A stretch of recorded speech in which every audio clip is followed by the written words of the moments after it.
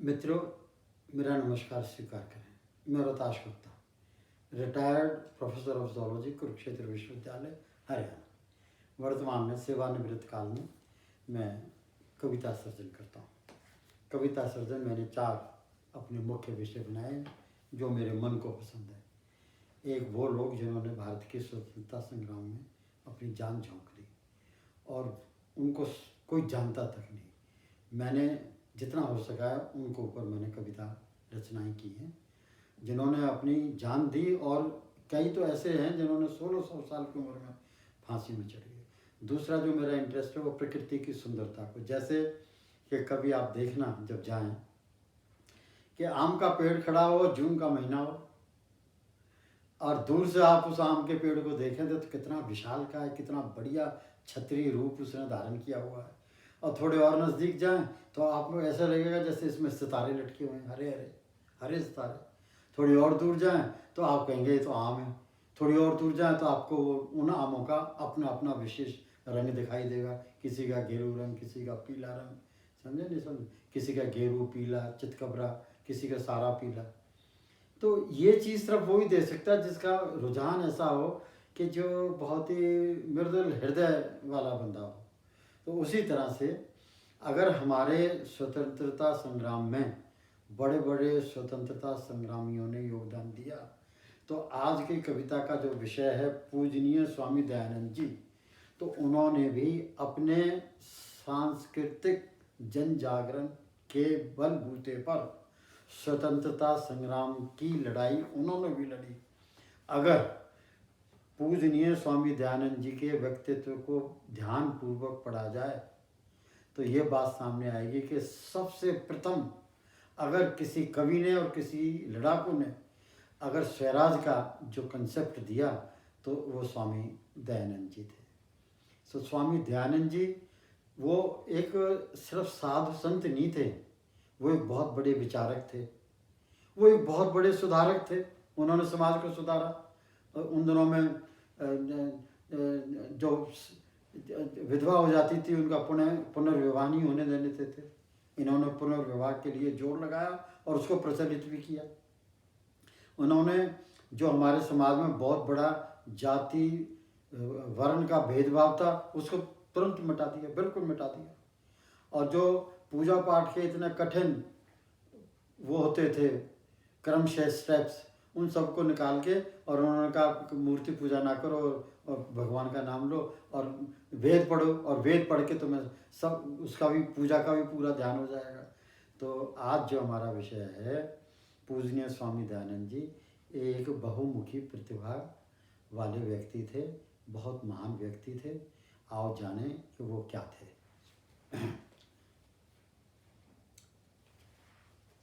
जो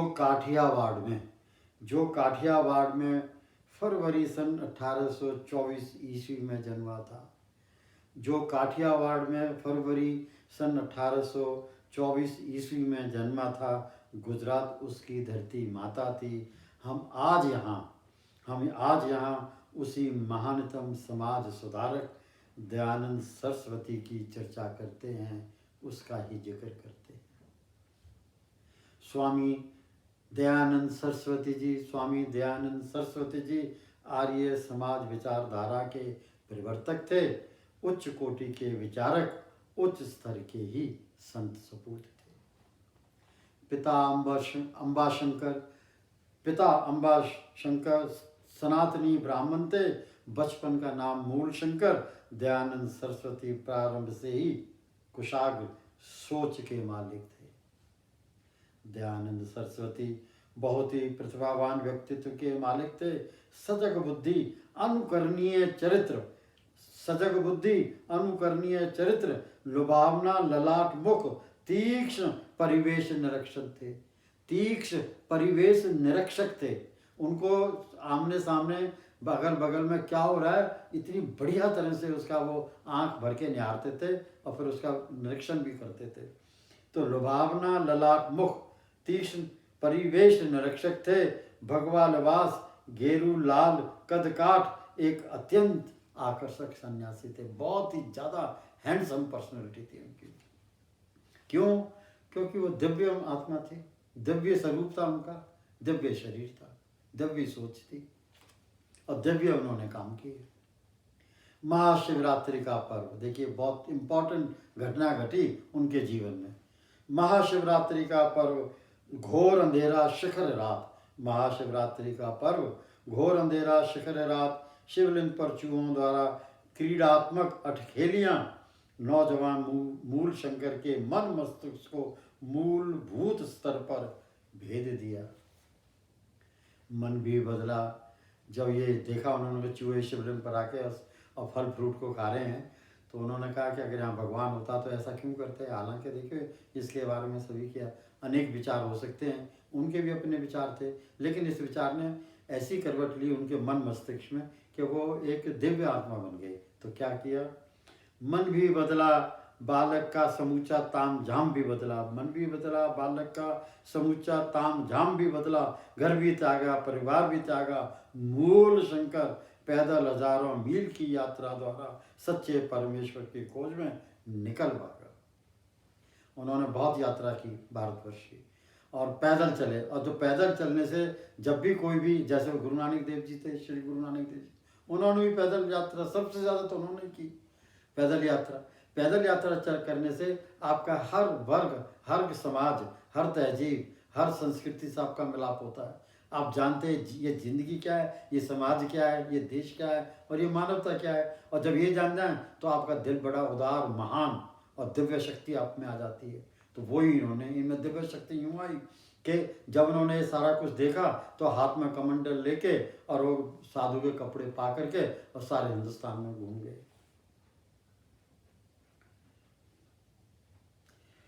अंततः सौभाग्यवश 36 वर्षीय मूल शंकर, अंततः सौभाग्यवश 36 वर्षीय मूल शंकर सनातन धर्म पद्धति के गढ़, सनातन धर्म पद्धति के गढ़ मथुरा धाम पहुंच गया, मथुरा धाम पहुंच गया। 80 वर्षीय गुरु ब्रजानंद जी ने, उनके गुरु बने गुरु ब्रजानंद जी। 80 वर्षीय गुरु ब्रजानंद जी ने मूल शंकर के हृदय मस्तिष्क में वेदों की अखंड ज्योति जलाई।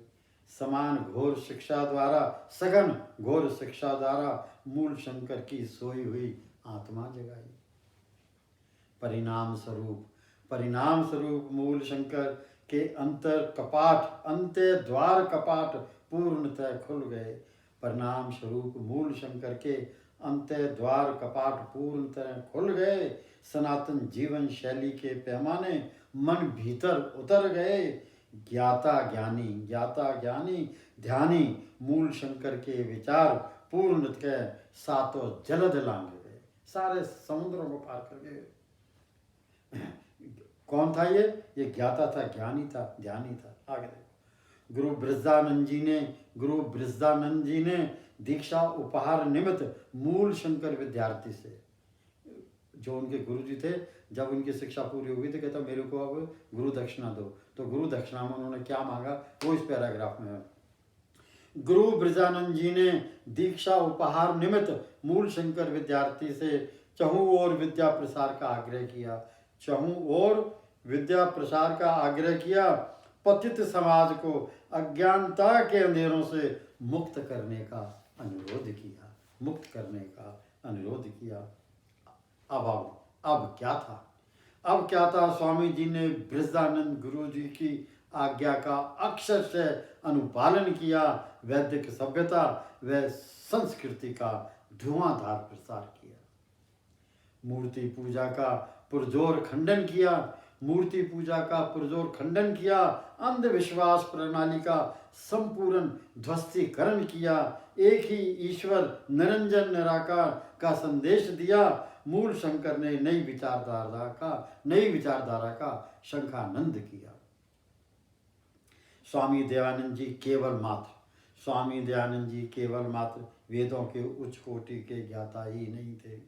स्वामी दयानंद जी केवल मात्र वेदों के उच्च कोटि के ज्ञाता ही नहीं थे, अपितु प्रभावशाली समाज सुधारक भी थे। असंख्य जाति भेद असंख्य जाति भेदों को तिरस्कारा, समाज में भेदभाव रहित भाईचारे का शुभारंभ किया, जातिवाद का जंजाल मिटाया।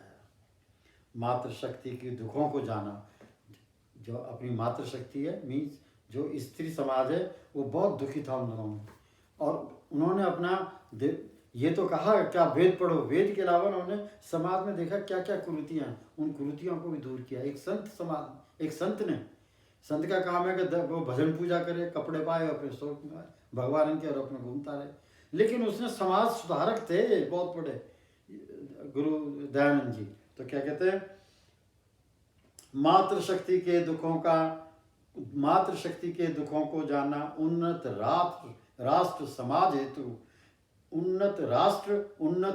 हेतु स्त्री ज्ञान का पक्ष लेना, विधवा विवाह का जोरदार आंदोलन समाज में सम्माहित कीना। अगर देखा जाए तो स्वामी दयानंद जी ने साधु स्वरूप में गुलाम भारत में राष्ट्रीयता का मजबूत धरातल तैयार किया। सुशासन के जरिए स्वराज की आधारशिला का शिलान्यास किया। देखिए दो बातें कह गया कि वो समाज सुधारक थे, तो वो उन्होंने अपने साधु जीवन में स्वतंत्रता की तलवार भी उठाई, लेकिन अपने व्यवहार से और अपने प्रचार से। तो उन्होंने, जैसे मैंने आपको बताया कि उन्होंने कहा राष्ट्रीयता का उन्होंने गुणगान गाया, शंख बजाया समाज में उन दिनों में जब भारत गुलाम था। और उन्होंने स्वराज की भी, जैसे मैंने प्रारंभ में ही कहा, स्वराज की और राष्ट्रीयता की भावना की जो सबसे पहले ज्योत जगाई वो स्वामी दयानंद ने जगाई थी। वो इसमें कह रहा है, अगर देखा जाए तो स्वामी दयानंद जी ने साधु स्वरूप में गुलाम भारत में राष्ट्रीयता का मजबूत धरातल तैयार किया, सुशासन के जरिए स्वराज की आधारशिला का शिलान्यास किया। स्वराज को वैदिक संस्कृति के जरिए गुलाम भारत को गुलामी की जंजीर तोड़ने का आह्वान किया। स्वराज को वैदिक संस्कृति के जरिए, पढ़ा तो रहे थे वैदिक संस्कृति, लेकिन उन्होंने जो जिम्मा उठाया वो स्वराज को उठाया। तो क्या कह रहा है, स्वराज को वैदिक संस्कृति के जरिए गुलाम भारत को गुलामी की जंजीरें तोड़ने का आह्वान किया। प्रत्येक देशवासी को आग्रह किया, स्वराज मूलभूत सामाजिक अधिकार है। स्वामी दयानंद जी ने सर्वप्रथम स्वराज का मूल मंत्र दिया। ये बहुत इम्पोर्टेंट चीज़ है कि एक साधु होते हुए उसने इस जो विधवा स्त्री हो जाती थी उनका पुनर्विवाह करवाया। लोग जो अज्ञान थे अज्ञानता के अंधेरे से बाहर निकाला, और फिर उन्होंने राष्ट्रीयता का संदेश दिया, और फिर उन्होंने स्वराज का संदेश दिया। कितने महान थे वो। सदियों से बहुत शोषण हो रहा था पिछड़े वर्ग व शोषित वर्ग का। ये उन्होंने पांचवा काम किया। सदियों से बहुत शोषण हो रहा था पिछड़े वर्ग व शोषित वर्ग का। स्वामी दयानंद जी ने अछूतों के उद्धार प्रति प्रभावी आंदोलन के जरिए सफल प्रयास किया। यहाँ मैं अवश्य कहना चाहूँगा, मैंने भी अभी ये बात तो है 1870 के आसपास की, लेकिन मैं आपको ये बताऊं कि मैंने 1960-70 के दशक में मैंने देखा है, जहाँ मेरा जन्म हुआ ग्राम मोइना बल्लभगढ़ में, कि इन लोगों की जो ये चरमकार थे हैं और जो अपने सफाई कर्मचारी थे, इनकी कितनी दयनीय स्थिति थी, बहुत दयनीय स्थिति थी, बहुत ज़्यादा। तो इन दोनों के प्रति, जो चरमकार थे और सफाई कर्मचारी, उनके प्रति उन्होंने अपना झंडा बुलंद किया।